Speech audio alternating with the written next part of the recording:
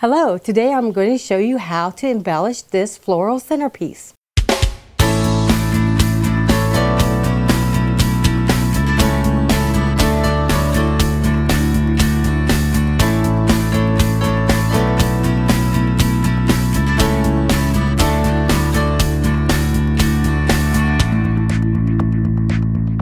I'm going to take this wooden box that I've already painted white and I'm going to emboss the whole box. I'm going to emboss it with a very sparkling powder called Iridescent Sparkle by Judykins. I'm going to ink up my box with an embossing ink, and you can use your favorite. There's lots of them out there on the market. Then I'm going to take my snappy tray so I can keep my powder everywhere contained right here, and I'm going to cover the whole thing. Take your heat gun, your heat tool, and just emboss.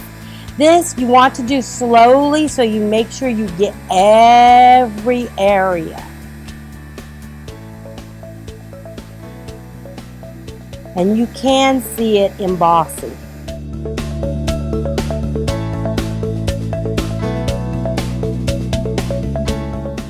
This is what it looks like when it's done, and you do the whole box.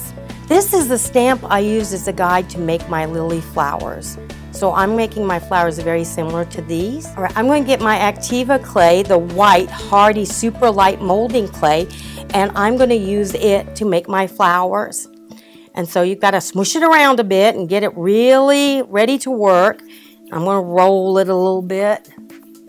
And then when I'm ready, I'm going to take either a rolling pin or anything. I'm using a PVC pipe and roll it out. I'm going to cut it with a round cookie cutter. And there's that. I'm going to save the clay because I can use it for other parts of things. Now I need to shape it a little bit more so you can see I'm pulling it a little bit. And I'm actually going to take the PVC pipe and roll it just a little bit. I'm going to take a craft knife. I'm using one by Judykins, the pen knife. It's very handy because you can put the blade right back up in there and then it's not dangerous. Now I'm going to pick up my clay. I'm going to smooth out areas. So this little point is going to be my point that's on the lily. I'm going to flatten the bottom just a little bit because that's going to be the bottom part of my flower. And then I'm going to start, I like to start from the left, but I'm sure you could start from either side and roll it.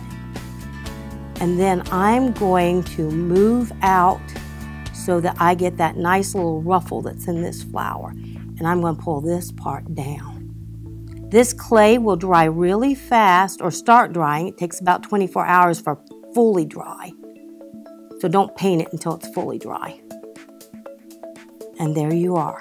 That's your flower. I'm going to take a little bit of the clay and I'm going to form it into the stamen for my lily. So I've just started rolling it and then I'm pushing on it so it makes this shape, because I'm not even sure what that's called. But just kind of roll it around and then you're just going to set it aside and let it dry. Kind of looks like a little pill. Put it over there. Then to do my stem, I want it kind of thin, so I'm going to roll it up until I get it to the length I want and the width I want.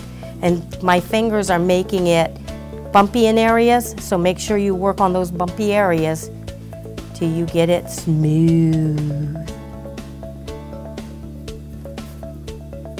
And this is longer than I need, so I'm going to take and decide I want this long of a stem, cut it, and let it dry. Here we've got the clay, and I'm going to make a leaf. Now I'm going to smush this clay up again because I haven't done that. It's been setting for a little bit. And then I'm going to roll it out. But I'm going to leave it kind of thick because I'm going to use a little leaf cutter I have, cookie cutter, but it's not near the size I would like. So it's about 1/4 inch thick. I'm going to take the rolling pin and roll him out some more to get him about the size I would like him to be. Now I've got this cute little tool here. I have no clue what it's called, but I found it, so I'm going to use it to squish in and make the ruffles in my leaf just like the cookie cutter had. And then I'm going to draw in all the veins. I'm going to paint my leaf and my stem with mica gloss. I'm going to use Honeydew first. It's kind of a minty green color. And you just color the whole thing or paint the whole thing. And I find it's easier to do it with a paintbrush, though I'm probably going to get a lot on my hands when I do the stem because that's easier too. Now I would paint both the back and the front. You may want to wait and let the front dry before you flip it over to do the back. And you just get the whole thing painted up. This one's almost easier if you can make a strip of paint and just roll it in it. Once your leaf is partially dry, clean your brush a little bit and go into some lime green mica gloss to give a little bit of extra dimension to your leaf. And I'm doing it right down the center. I'm going to paint my flower with pearl mica gloss. It's a white that looks like a pearl. It's very smooth and shiny and rich. So I'm painting the whole flower inside and out. Now I want to be able to see a little depth in this, and I'm going to use aquamarine and just kind of do the edges and take a little bit off and soften it with some of that pearl.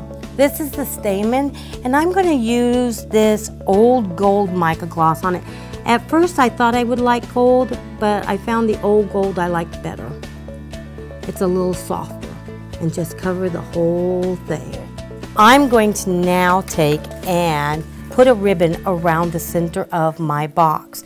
I'm going to just use hot glue, and I'm actually going to put the parts that match right on the front because I'm going to hide it with the flowers.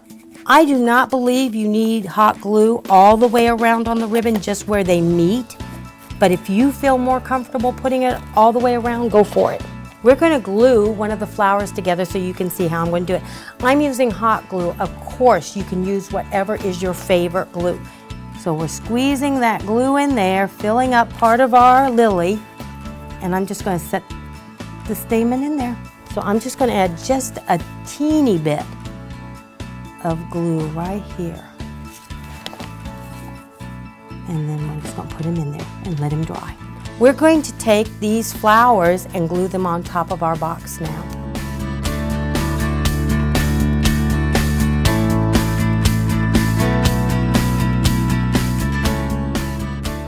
Once they have set a little bit, I'm going to add the leaves.